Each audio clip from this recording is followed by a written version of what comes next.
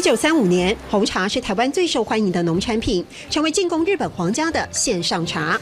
一箱箱、一车车红茶往港口送，全盛时期年外销高达180万斤，如今只剩功成身退的老茶香。以前没有塑胶袋，那里面都是铝箔袋。所以我刚刚看到啊，已经是100年历史的浓缩精华，白岸锦彩，还有配优某，还有别的吗？细细看看啦，去看看吧。就是我们过去70多年来所外销过的港口的名称啦，一共有85个港口。出口地横跨5大洲，关系罗氏家族用台湾红茶征战世界。85块刷板，见证台湾茶叶的极盛史，还有政治地位的发展历程。日据时代，它没有什么台湾啊、Japan 啊，就是它所有做的茶就是 Made in Formosa 就可以。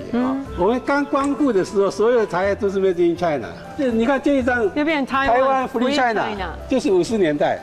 自主红茶公司掌控海外通路，抢下滩头堡。我们不要让它控制啊，我们自己有那个能力的话，我们自己要外销这样子。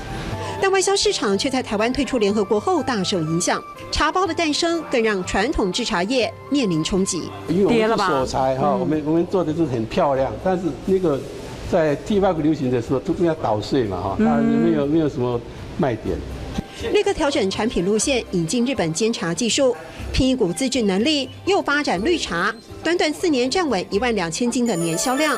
来一客到你家，今天我们到了关西百年制茶家族的茶厂做客。过去全盛时期，他们让台湾看见世界茶，世界看见台湾茶。现在虽然台湾茶叶的出口优势不在，但老品牌的价值就在于如何在资源减少的情况之下，继续找优势，永续经营。